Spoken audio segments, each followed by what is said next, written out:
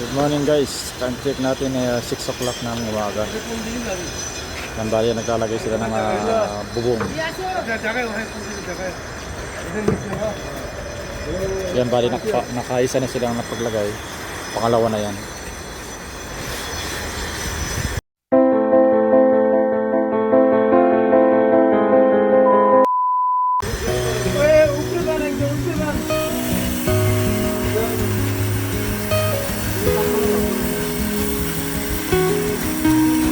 Yang kapal niyan 10 cm yang kapal niya.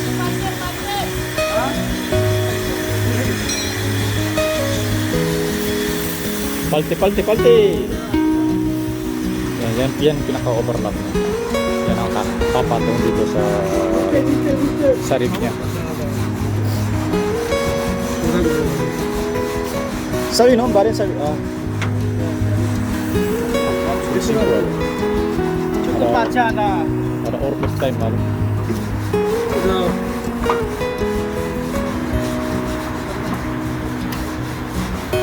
Sabi no.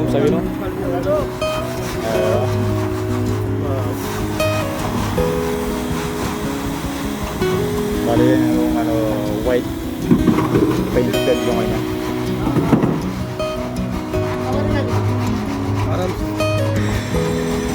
Ang kapal ito 0.06. 0.06 yung kapal ng yero. Nila lang age. Screw iki ba rin? Sara hai na? Oh. Bas.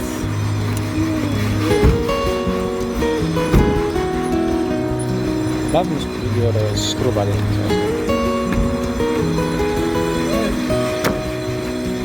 Mix se deha lag gya bas ke. 5 milli so na? Wala ba din? Madi ko indo tidak. White side full ko hai. Baka buhay tani ito. Baring kulukat. Dito sa area ng mga banyo, pina-start ko na yung pagdada rito. Kasi minamadali na gusto na lumipat yung mga tao. Kaya dito na magpo-focus dito sa banyo. Dito sa mga balanse sa labas, okay lang yan. Dito muna sa banyo. Pati rito sa taas. Kailangan lang matapos to para halimbawa matapos kami doon sa bubong doon sa kabila.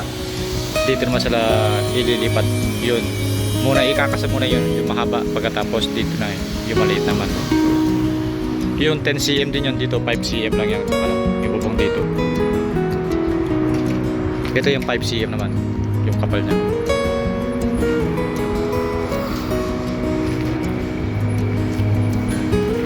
Dito papalitadaan na lang ito pagkalimbawa. Saka yung mga yan, mga tubular, pinapintura ako na rin kagabi. Hindi na nakapag-video kagabi dahil sobrang busy. Yan, pinapinturahan ko lang ng mga NC primer na pambakal. Yan. Kasi since na puti ito, kasi dati kulay gray. Kulay gray mga yan. Kaya ito pinapintura ko ng puti. Para pag halimbawa nilagay yung bubong, hindi siya na magte-tape ng uli ng panibago dito. Para pag pinahin yung hindi na siya pipintura dito. Hindi na pag-back job dito sa pag-finish nito. Kasi naka powder coated na tong hero na to. Yan, at least patong lang siya ng patong kasi nakapintura na yan.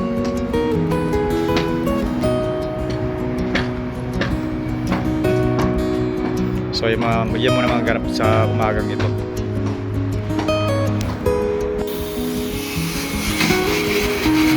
Yung area to, naglalagyan ng screw, lagyan ng marka dapat yan para iwas butas para hindi magtama dito sa paglalagyan ng screw.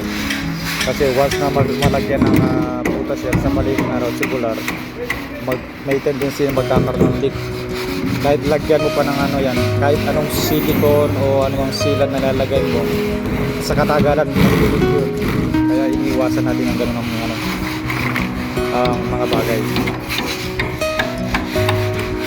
Pati dito sa loob, yan, pinag-prepare ko naman para sa primer.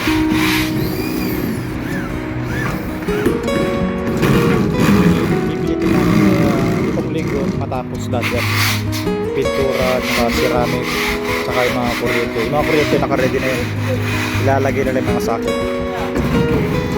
Nagpabili na ng mga AC. Yan. In case na matapos, salpak na lang salpak.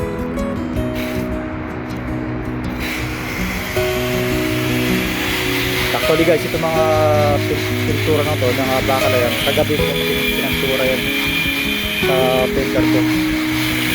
Para dumating sila, hindi pasa. At least natuyo na rito. Hanggang doon tuyo yan. Yan. Kaya free sila maglalagay na.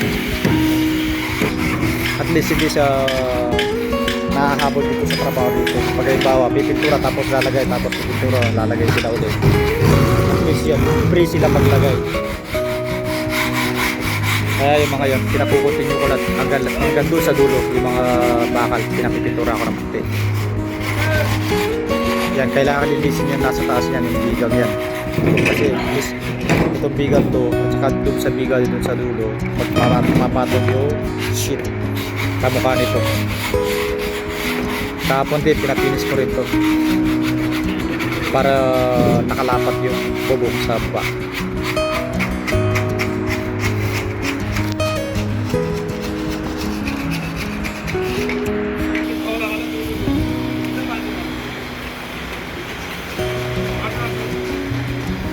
Yan, pang-apat.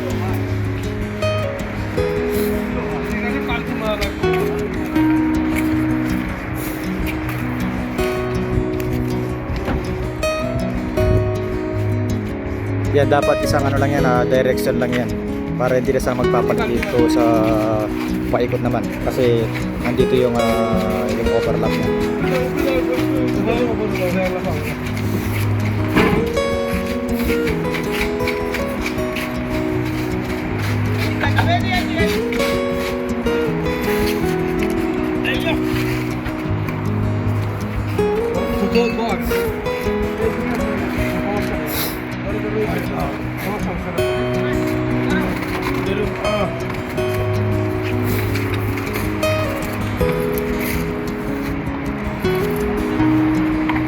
Kalita at balan pusbas.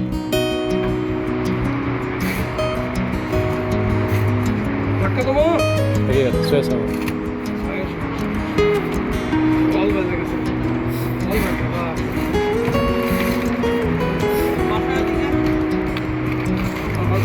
Gap awal.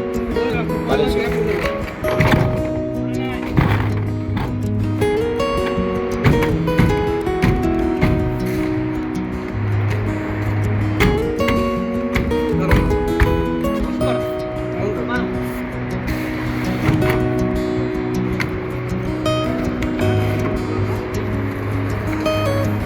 Yan, papapasin nyo dito sa walang problema yan.